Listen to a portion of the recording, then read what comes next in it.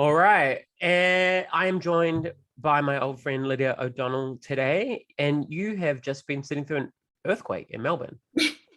Yes, oh my gosh, I just never expected earthquakes to happen here. And about 20 minutes ago, I think it was about a 6.0 magnitude earthquake just hit. So yeah, didn't expect it. Are Definitely you're now. okay? You're not this it's not falling down around you, your house, right? Well, no, I'm okay. But I hope everyone else is okay in Melbourne. Like already seen some images and it doesn't look great out there, but I hope everyone's okay. Damn. Melbourne's having a rough run of it with recent riots, one of the second longest lockdown in the world, and now earthquakes. Yeah, I know what else can hit us, but Yeah, it's building biblical. out resilience, I think. Yeah, building up your resilience.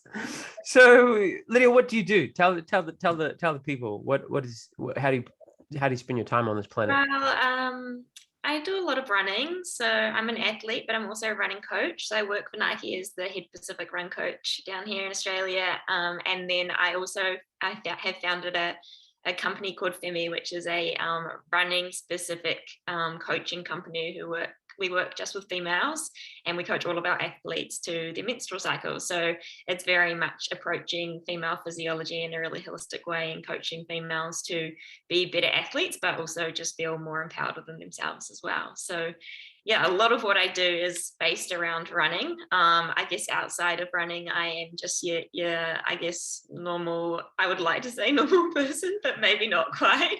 I cover a lot of Ks in running, but I do just like chill out, love eating, watching TV, love Love Island from probably the least feminist thing that I could possibly watch, but it's a good watch.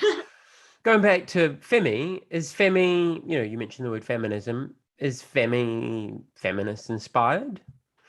As Yeah, in like a political ideology of feminism? What I does would. that To me, feminism is all about empowering females to feel confident in who they are and feel confident in being a female. And I think, historically, females haven't been pushed into a space where they can grow their confidence or feel, safe enough to grow their own confidence. So I think through the power of sport, not just running, but sport in general and movement, females can grow their confidence, which is much needed for a happier and healthier future for all of us, not just for females. So to us, allowing females to thrive in an environment where it's not necessarily just about how fast and quick they are and what times they're running, but how good they feel within their bodies, and by educating females actually about how their bodies are functioning, gives the power back to the females. And I think that confidence piece is so huge, and it's pretty much what we do. Like, we obviously want to build really strong runners, but to me it's so much more than just the running, and it's about allowing females to thrive in a really safe environment. I love that. How long have you been a runner for competitively? I've been running since I was like 7 years old. So I was a pretty competitive kid, and I've definitely kept that competitive side of me all the way through to being an adult. As a child, I played so many different sports, and I danced a lot. And I think I went from, one sport that was very much based around what we looked like and aesthetics into another sport, which there's a lot of pressure. Well, there has been a lot of pressure in the distance running space to look a certain way and feel a certain way. And I think, yeah, that has definitely taught me a lot about my body and what actually matters to me. And yeah, I don't know. I have run my entire life pretty much, and it's definitely built me into the person I am today. But it's been a bit of a journey. And you're a champion runner here, right? And you competed internationally and stuff? Yeah, I do. I made the world team last year for the half marathon champs, which unfortunately because of COVID didn't go ahead. But I've made a few NZ teams, and yeah, competed on the world stage, which has been awesome. But I still have some pretty ambitious goals to get after, and yeah, hopefully when the world opens up a little bit more, we can work towards those. But yeah, the running scene in New Zealand was, I think, as a teenager and even in my early going through my 20s, although there are not a lot of competitive females in New Zealand, everyone knows each other, and it is quite a welcoming scene. And I think although we don't have, I say, the talent that maybe Australia or offshore has, it's still quite wholesome. And I really enjoyed that side of the athletic community in New Zealand. And yeah, it's different over here in Australia for sure. As in, so you see the quality of runners is higher. Is the culture different for athletes over there? It is. The quality is definitely higher over here, but I also think for me, I love surrounding myself by people who don't really just define themselves as runners, and I love people. Like running is one of the most accessible sports and forms of movement that humans can do, and so many people obviously run, which is great. And although I am an elite and competitive athlete myself, I actually prefer or like spending time with people who run to make themselves feel good and better themselves, but running isn't their be all and end all. So over here I've definitely got very involved in like the running communities, and even back in New Zealand as much as I could spend time with people who have so many other things going on, and they allow running to be kind of like that out there and channel for them to, I guess, gain more confidence, like I was saying earlier, but also like create more or I guess find more creativeness in other areas of their lives. So running just like allows them to, I guess, do that and gives them space to feel good. And yeah, that's kind of what I love about the running community. Because it can be a real tunnel vision, not just in like elite runners, but in anyone who's got like an elite sporting pastime, I suppose, right? Like it just becomes this myopic focus even to the detriment of your mental health, I suppose. Absolutely. I remember when I was a competitive athlete, I became a little bit, I mean, it was great for sport, but the rest of my life kind of suffered in hindsight. Even like the way I felt about my body, I always thought that I was overweight because I was removed from competition weight. And it's taken quite a long time to change that after I've retired from competing. Is that similar with running and the athletic pursuits that you help people with? Yeah, I think historically it's been very built around, if you're not giving it your all, you're never going to be a someone or achieve the greatness that you're wanting to do, and you've got to like go 100%, and there's all that no pain no gain kind of mentality.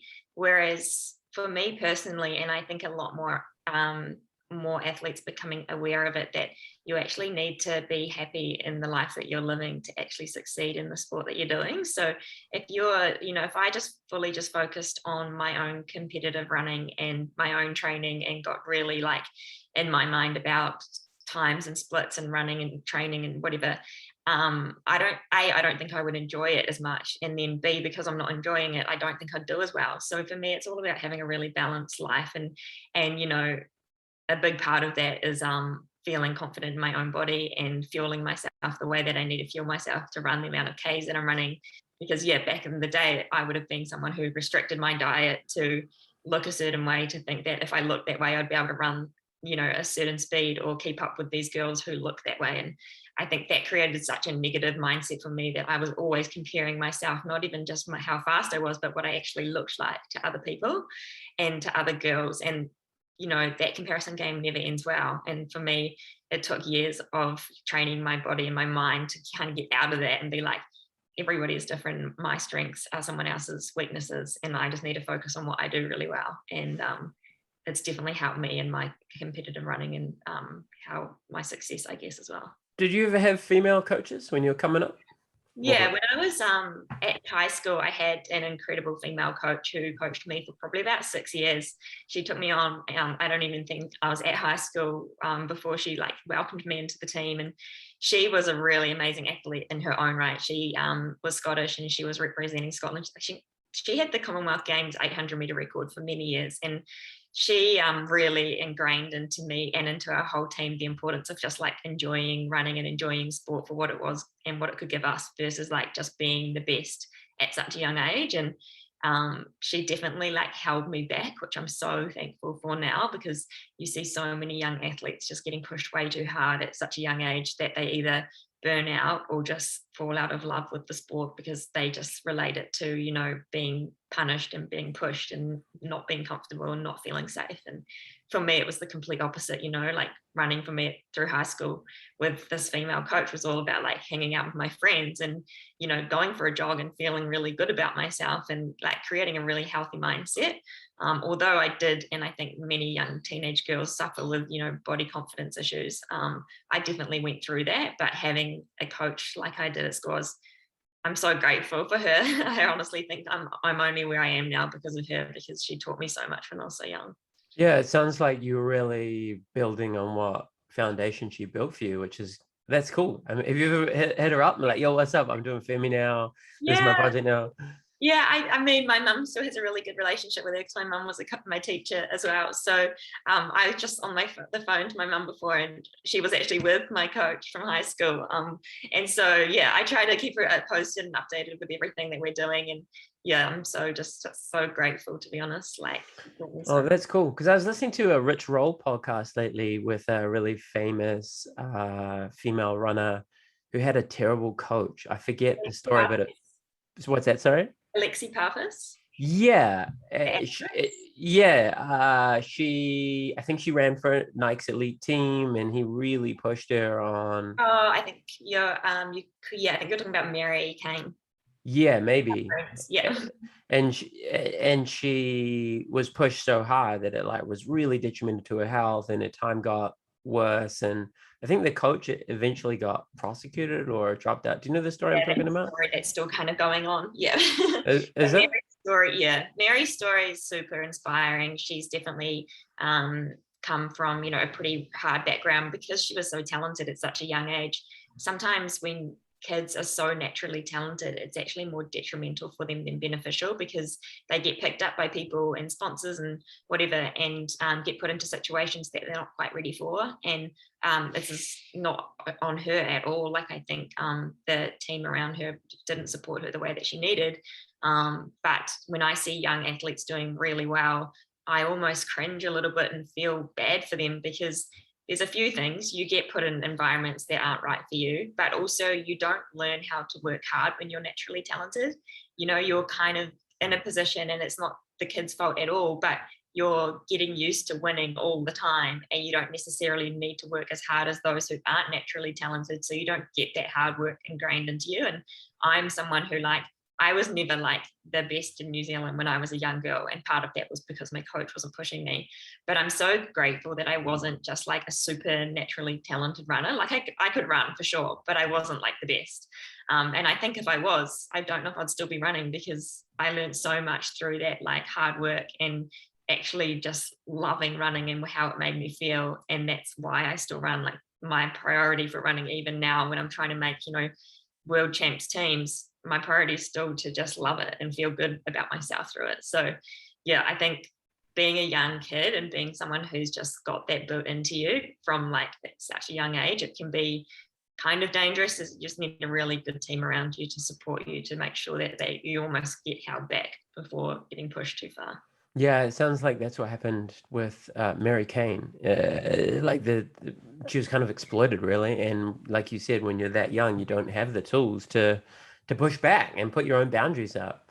And I mean, you feel, even at that age, you want to be succeeding, you want to be winning, you know, but to have someone step in and say, wait 4 or 5 years and then you can really go hard. But at that time for Mary, you know, people were seeing her succeed and then just wanting to push her even further and further and encouraging her to win everything when she actually needed the opposite. What are some of the differences that you think female athletes need compared to male athletes? Because you mentioned at the outset that Femmi talks specifically around the menstrual cycle for your runners. What are some of the things that a lot of people might not think about? Yeah, there's so many things. Like, I guess it's only really coming to light in the last few years, and it's purely because we have some incredible sports scientists and physiologists out there doing some amazing work specifically around females. And until now, I think it's been less than 10% of sports science studies have actually been done on females, which is crazy when you think about we're 50% of the population and we get completely ignored in the science studies. And that's because of the menstrual cycle and because of these hormonal fluctuations that happen throughout the month. it creates outliers and too much variability in science studies. So what the sports scientists have been doing in the past is just removing the females to get rid of those outliers, doing the study on men, and usually like high school to university age men, taking the learnings from those men and then just applying what they learn to females, which is so wrong now you think about it, because we are built so differently. And when I really just like dove pretty deep into the studies and to the research and understanding the difference between men and females, I was happy to learn it, but frustrated that so many people don't know, and that I grew up as a young girl not understanding the impact that my menstrual cycle has on, you know, my performance, but also just my day-to-day function and how I feel about myself. And when we approach females through Femmi, we take everything into account. So the female physiology is obviously so different, and that's because of the menstrual cycle, but every menstrual cycle between females is different, and then every menstrual cycle within a female is different. So it's so hard to almost have like a cookie cutter approach to working with females, because we are all so different based on those hormones. So the way we do it at Femmi is a very holistic approach. We work very hands-on with our athletes. We're talking to our athletes so, you know, almost daily, just to get updates on how they feel. So rather than me just like looking at our athletes' splits and their data and seeing if they're hitting the targets, it's not really about that as such. It's more about checking in, how are you feeling today? How did you pull up from that session? You know, how are you feeling both emotionally, mentally, physically? Everything needs to be taken into account, because of the menstrual cycle and these hormonal fluctuations, the way that we recover, the way that we should be eating, the way that we should be approaching our training, and specifically like hitting sessions that might be higher intensity versus lower intensity, should be all different depending on where we're at in the cycle. So there's so much to understand and so much to unpack to get it right for each athlete, but that's why we do what we do, so we can make it super personal for each female. And when she is hitting her training and it's aligned to how she feels, A, she's going to be able to absorb and adapt to the training so much better, but B, she's going to actually feel better about herself as well, because I'm not going to give a female a session of like 8x1K, which is quite a high intensity session, you know, a week before she's due her next cycle, because we know her hormones are really high at that time. When your hormones are high, you can't recover as much, and you find it harder to hit those intensities.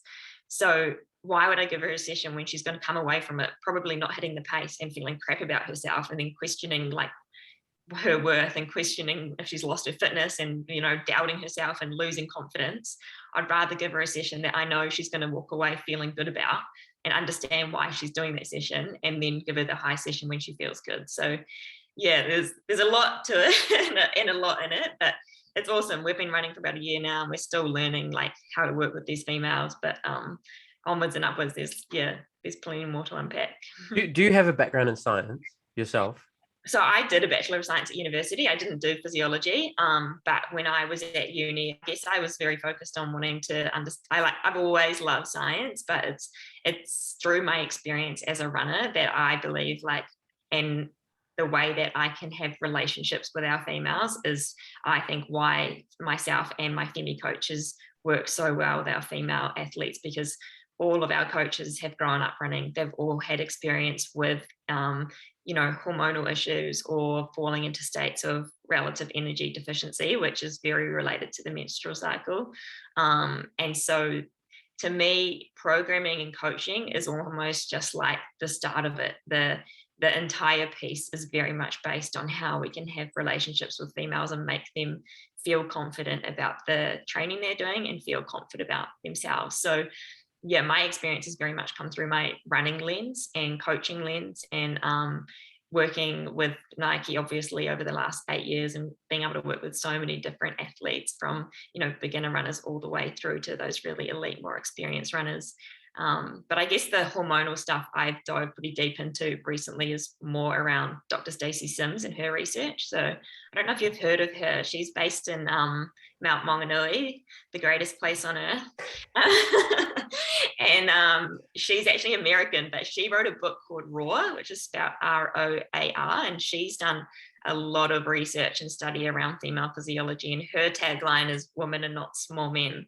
And so when I fell into a state of relative energy deficiency about maybe 4 or 5 years ago now, and I lost my menstrual cycle for about 9 months, and I at the time was just so fatigued I couldn't even really get out of bed. I ended up doing a lot of her research and understanding how important hormonal health was, and I ended up doing her course and a couple of her courses actually, and that's kind of like what led me to want to start Femmi and try and educate other females about their bodies as well. What's her course entail?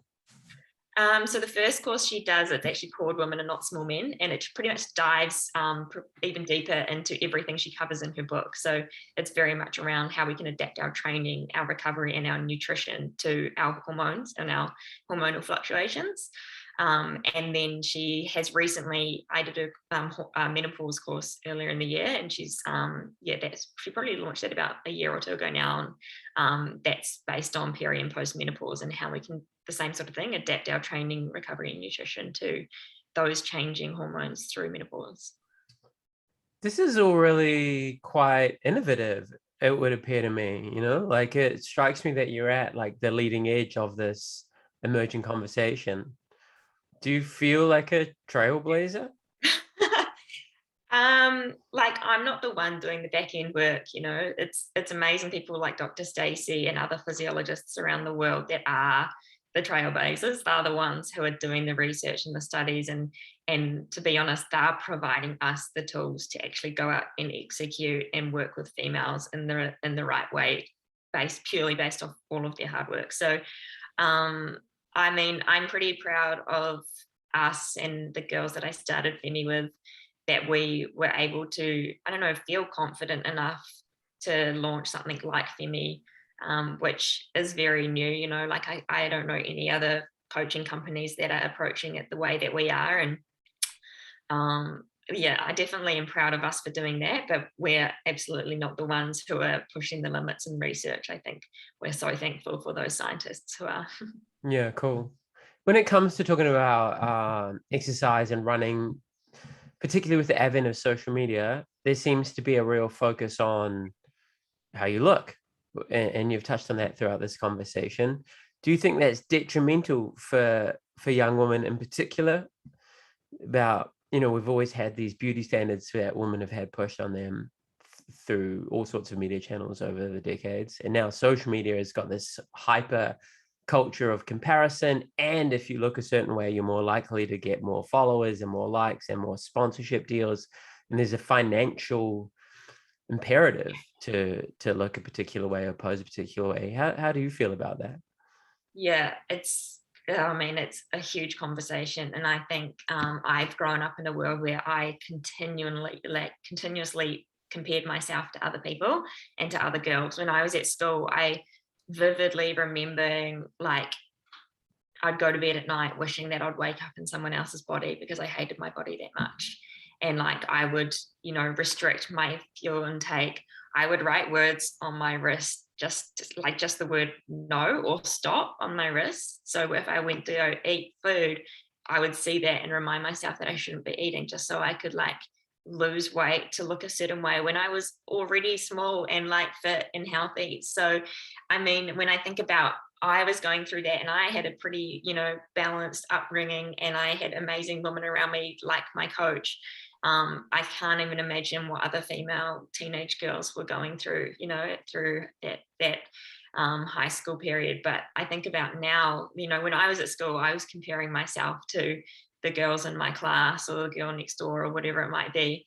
And now these girls, young girls, are on social media and comparing themselves to some of the most, beautiful people in the world, but also that it's not real, like most of it has been altered to some degree. And so the fact that these young girls are looking at that and comparing themselves just breaks my heart. And I think that's why I'm so passionate about running, because I think running can build a confidence in your own body that is not about what you look like. And although I have 100% been on start lines comparing myself to other girls, feeling like I don't deserve to be there, and that I shouldn't, I don't look like them, so there's no way I can run as fast as them. I've definitely been there, and I think in the world of running, it's pretty well known that there's been pretty big pressures on young girls to lose weight, because a lot of old school, especially men coaches in our industry, think that if the smaller you are or the leaner you are, the faster you're going to be. And there's this real disconnect, I would call it, between being lean and being fast, whereas they would think it's a big connect. And I'm like, no, just because you're skinny or you're small doesn't mean that you're going to run fast. You're actually going to run fast if you're, strong, and you're fit and you're healthy and you've got a healthy menstrual cycle. That's the way that you can build consistency, and then consistency is how you build speed. So I think through Femmi, we just want to empower girls very much around focusing on how they feel and how a run is going to make them feel. It's not at all like, if I have a girl that comes to me and says, oh, like I want to join Femmi and start running because I want to lose a certain amount of weight, I will get on the phone to them straight away, and I will just try to explain to them my own journey, how years and years and years of me beating myself up, restricting my diet, trying to do this, trying to do that to lose weight and get faster, led me to falling into a state of relative energy deficiency and not being able to run for a long time and feeling really bad about myself. And then as soon as I actually changed and flipped the narrative, and I was like, I actually am going to fuel myself in the right way. I'm going to be able to do the training that makes me feel good. I'm going to feel happier in myself. And then, to be honest, the other things like becoming leaner just kind of happen as a byproduct anyway, but I'm not focusing on that to get to the point where I want to be. So it's all about how you feel, not just for females, for men as well. I think if you can feel good about what you're doing, then you're doing it right. If you're focusing on losing weight or getting lean, or cutting your diet, or cutting carbs, whatever people do these days, I'm just like, don't focus on that sort of stuff. It's a really holistic approach, and I think almost the more you stress about it, the more your body goes into a state of fight or flight and holds on to everything anyway. So the more relaxed you can be and happier you can be in your own skin, the more results you're going to get, both in a performance point of view, but also in a holistic be happy in yourself point of view as well. Yeah, I appreciate you mentioning males as well, because more and more boys have got getting eating disorders and body image disorders, and social media is a part of that. I've had kids come through the gym as a coach myself, and yeah, they're just like, I want to look like a fighter, but they forget that the photos you see on Instagram, it's like 2 days of someone looking like that to make a particular weight, and obviously it's a professional photographer, and after people weigh in, they pig out. You don't walk around in competition form 365, right? Yeah, so you should though. You need the energy to fight. So Oh, dude. you're building Yeah. up. But I think that's a really good point, because back in the day we used to have a syndrome called the female athlete triad, which was all based around girls who were under fueling, whether they were doing it on purpose or not. At the time, most people thought it was eating disorders, but you don't have to have an eating disorder or be suffering from an eating disorder to be under fueling, which leads to bone injuries. So your bone density is affected, which leads to stress fractures, and then losing your menstrual cycle. So those are kind of the three things, and hence why they call it the triad. That it's pretty renowned within the running world that females suffer the female athlete triad, but only probably about 5 years ago, they removed that term and replaced it with relative energy deficiency syndrome, because they know that it happens to men as well. And whether these men are suffering an eating disorder or not, they might just be overtraining and not fueling themselves enough, and not knowing they're not fueling themselves enough. But there's so many other symptoms that come along with it, not just losing a menstrual cycle and having bone injuries. There's so many other things that can go on from being underfueled. And so I think being able to put REDS in place of the female athlete triad is way more inclusive, and it just definitely allows us to understand kind of what's going on and how you can fix it, in terms of just really focusing on your diet and making sure you're eating enough and not the other way around. Yeah, it's weird how we've kind of pathologized food or made it such a complicated topic these days. It's like, do I be keto, or, for a long time it was Atkins, or, for me, I've just basically followed, and I'm not an elite athlete, but, as someone who has an athletic lifestyle, just a pretty balanced diet. Most of the time I eat natural food with some fat, some carbs, and some protein. And I feel good. Most, you know, like it. Well, it's the media industry around health and wellness, you know, like it's all built on people's insecurities. And so when people are trying to sell a product and say it's, you know, something to do with the keto diet, they're going to push that in the media and say that it's what we all should be doing to get lean and skinny and whatever. So there's so many things wrong with that as well. I just think there's so many fad diets that come and go, you know, like I feel like the keto diet was so in probably 5 years ago, and I definitely fell into the trap of cutting carbs. I didn't eat carbs for 6 months and it ruined me. Yeah, that's one of the things that led me into Red S. Just to jump in here, this is someone who runs like 30 kilometers every day. And if you try and do that, like I'm not exaggerating, like I know Lydia outside of this podcast, that needs a lot of carbohydrates to run through. That is a stupid amount of calories. And carbohydrates are the easiest way to get the blood sugar that you need to sustain yourself, right?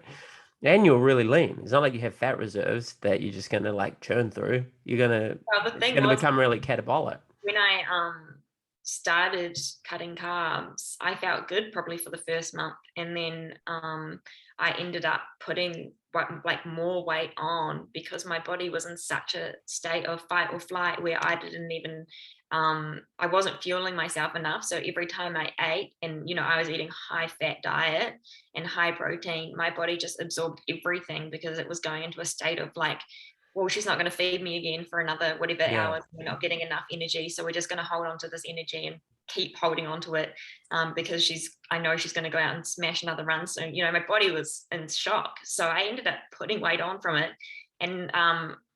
And then I lost my menstrual cycle, and then it all kind of just like crashed from there. So these fad diets are so dangerous. And I fully fell into doing a fad diet because of the people around me and because of the media and what was being pushed through social media. And it's a huge learning curve for me.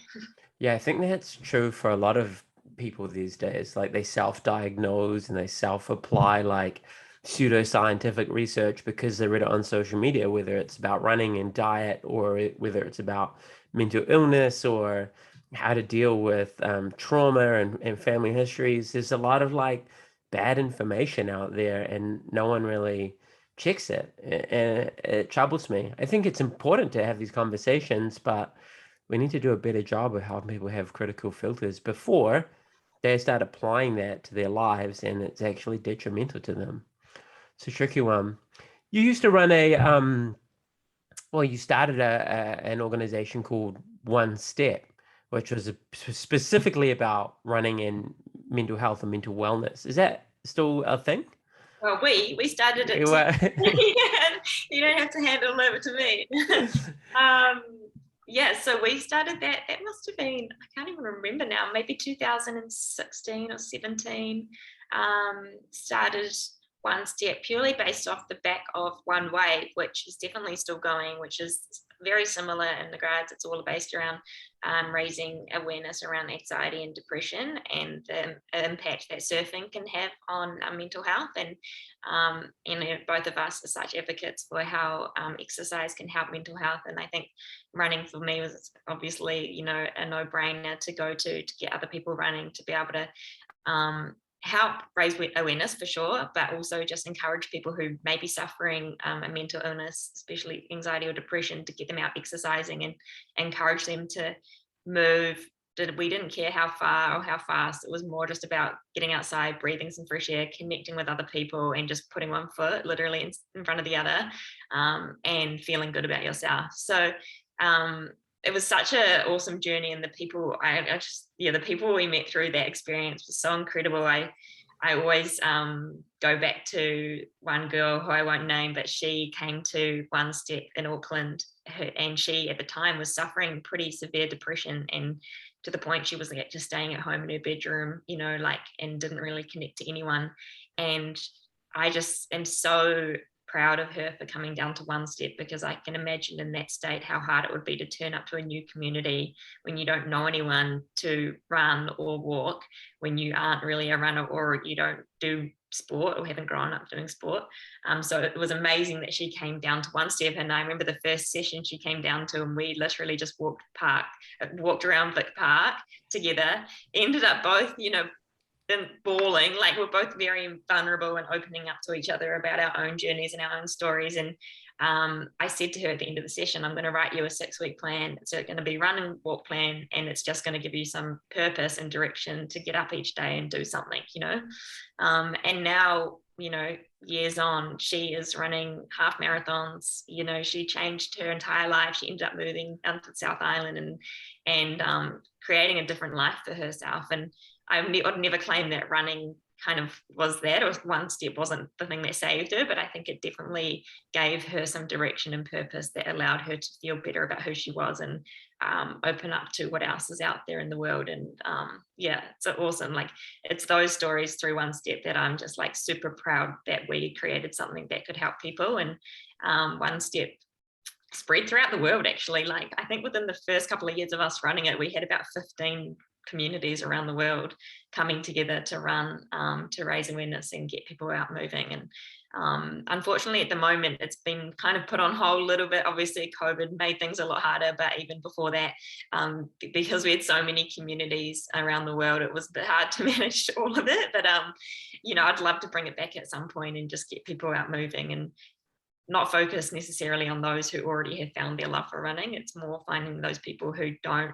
understand or know the secret that running can have and what it can do for people. And that's where I think there's like true beauty, is encouraging people just to move. And I don't care how fast it is, just get out and exercise. Yeah, that's what I wanted to ask, because we did start it here in Auckland, and then you moved to Australia, and I think that's when I kind of moved away from it all. So I was curious to know if those different communities were still doing their meetups and hitting the streets together, all around the globe. So on pause, huh? It would be cool to revisit that. I know, I think a lot of the leaders that were taking sessions, I know for a fact a lot of them still run, and they still are part of communities, which is awesome, even if it was a stepping stone to their own running community or joining another community or just getting a group of people out and meeting. That's awesome too. So we need to rekindle it and get everyone back together. All right. Keep me posted. Maybe I'll see what we can do over here. For me, running has always been both a preventative for poor mental health, and it's also been a recovery tool when I've been mentally ill. Like, I ran my first full marathon with you. Actually, you didn't end up running it, but you were like, do this.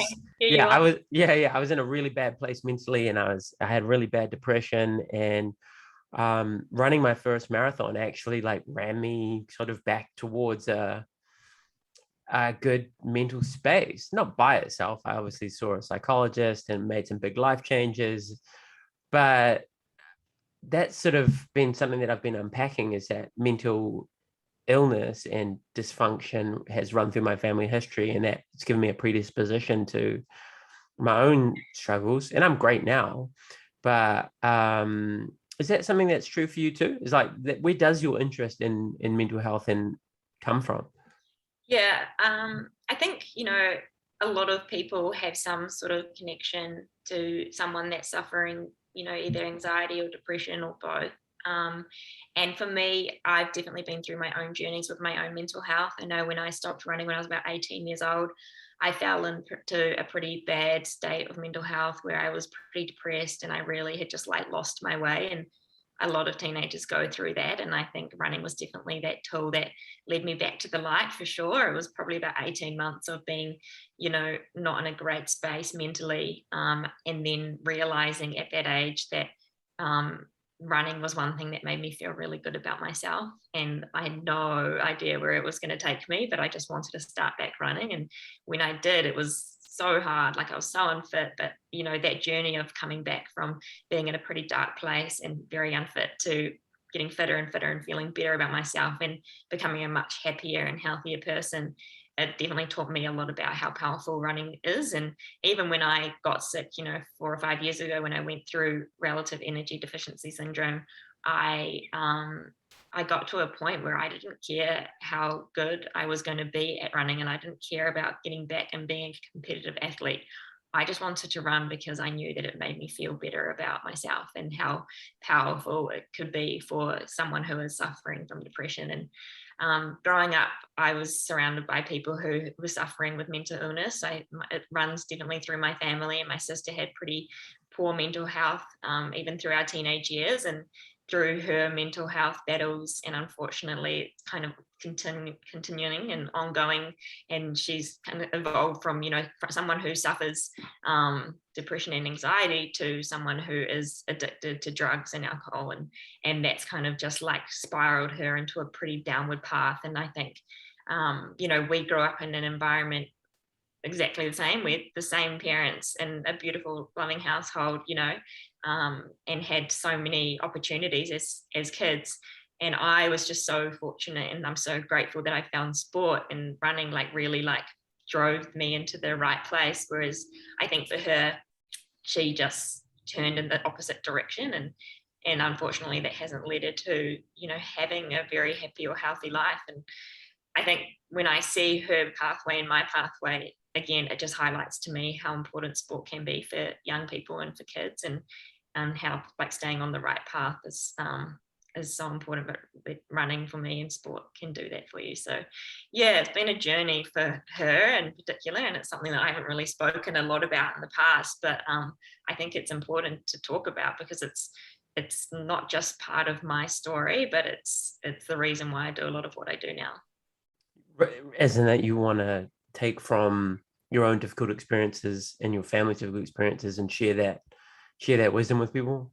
Yeah, I definitely just want to encourage people to run to you know, make their mental health better, and the power that running can do for them. And I only wish that I could have, and we could have as a family taught my sister that years and years ago, you know, because I don't think she's at a point now that running in particular could like really help her. But I know that there are people in a position that she would have been in 10 or 15 years ago, where running can actually save lives. And you know, it might not be the be all and end all for people, but it's part of the puzzle that can actually help. So yeah, I definitely want to be, you know, a voice to encourage people to take that first step. And you know, I think me as a competitive athlete, I love running fast and I love making teams and winning medals and whatever.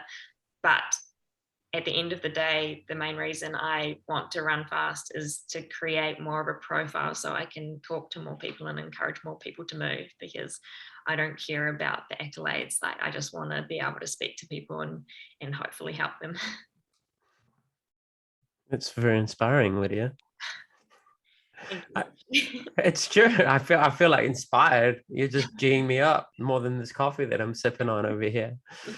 Yeah, I really appreciate you saying that, because I feel like as much as we're talking about mental health in the online space, I think we're kind of past the point of needing to have awareness.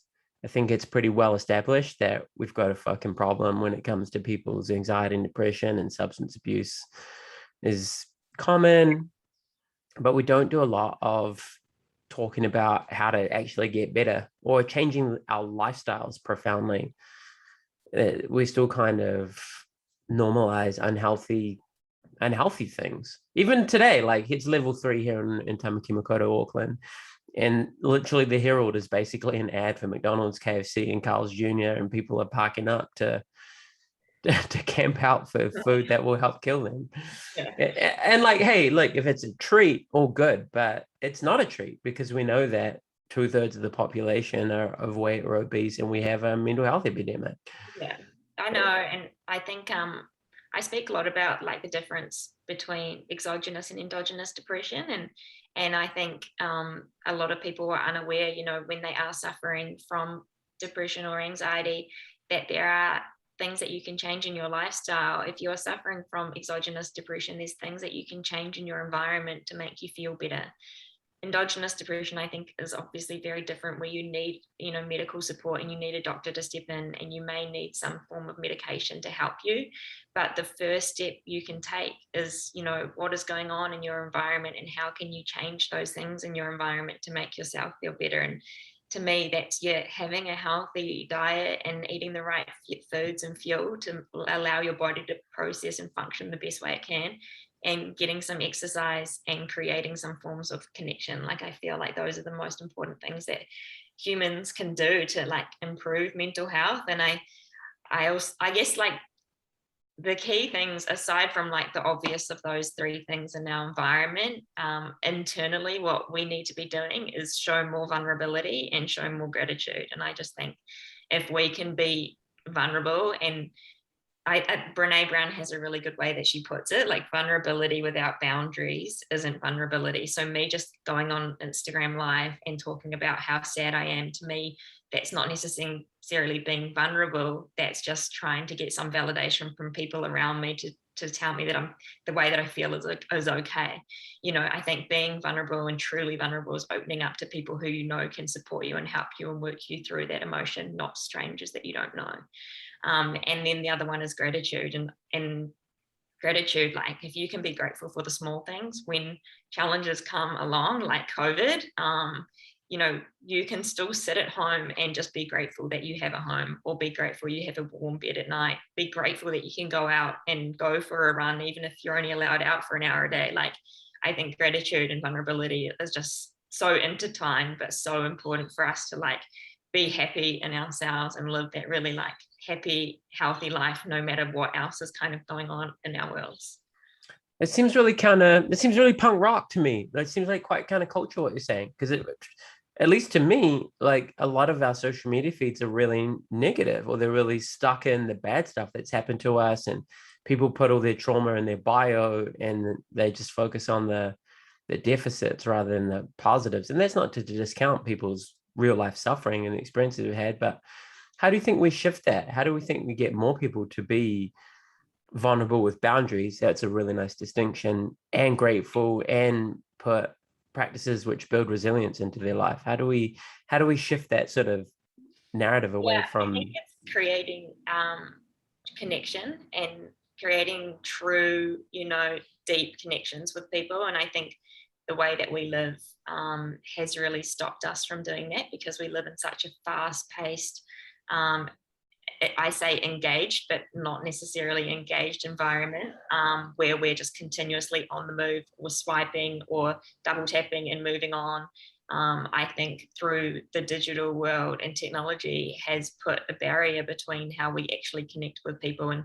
And this is for me why sport is such an amazing thing, and so it's so important to all of us, because through sport and through movement, we can be both vulnerable. I think, you know, if you are going out for a run, you know it's going to hurt, you know you might fail, you know you might look silly. There's so many things that come into play when you're going out for a run, but you face that vulnerability. You know, you're falling into that vulnerability, and you're allowing yourself to just go out and do it. Like, I think, and it's not just running, like any sport you play, especially if you're competing and you're lining up on a start line, or you're in a team environment and you're playing against another team, you're putting yourself in a position to fail. And there's a high chance you're going to fail. There's not a high chance you're going to win, especially if you're entering a running race with 30,000 people, you know, but you're allowing yourself to be vulnerable and to be seen. And then I think when you intertwine that with gratitude through sport, and like appreciating, when I'm always going to refer to running, but like in running, like when you're running a marathon and you get to a water stop, that water tastes so good, and like you appreciate like that water more than you would ever imagine, you know, and creating that gratitude for something that is so small, and to most people they wouldn't even think about it. I think you build awareness for small things and become grateful for small things through the power of sport and through the power of running as well. So that's why I'm like such an advocate for, you know, running and sport in general. Like it can be such, like everything like lines back to life as well, you know, it's all intertwined. And I think everything you learn through sport can definitely play back into life and how you approach life.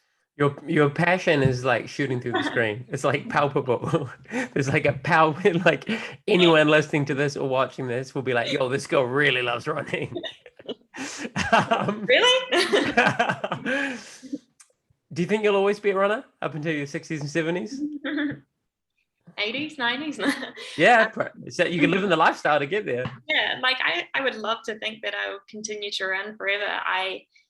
definitely want to move. Like, I definitely want to move for the rest of my life, and whether that is running, or it might be yoga, or it might be surfing. I don't know what that's going to look like. I definitely know, like, going through those menopausal years for women, pre and post menopause, the way that we train has to change, just for our bodies to adapt and to stay really healthy and keep our bones really strong. So being able to learn all of that definitely has helped me, being like, I wonder when I'm going through those years, like, how my training is going to look, because it probably will look pretty different to what I'm doing now. But yeah, I definitely want to be able to run and move. But I think, at the moment I'm probably running about, I don't know, 12 times a week. So I think I'd like to cut that down to maybe 3 or 4 as I get older.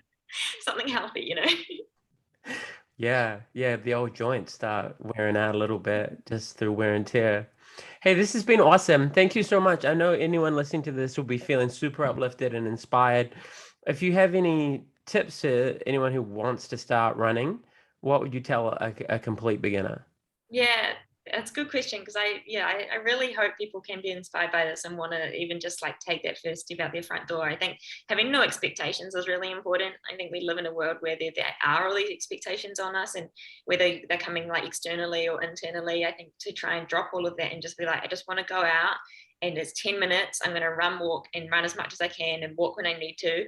That's completely fine, and be proud of yourself for that. I think people also have this idea that they just have to run 5Ks, and like this 5K number came from somewhere, and I don't know where, but everyone just thinks when they start running they need to run 5Ks, and that's still a long way. So I'm like, yeah, get rid of that and just go out and just really ease yourself into it. The best way to build a sustainable relationship with running is to take it really slow. So if you can give yourself the time and patience to get there, then once you start, you'll never stop, but you just have to approach it in a really like gradual way.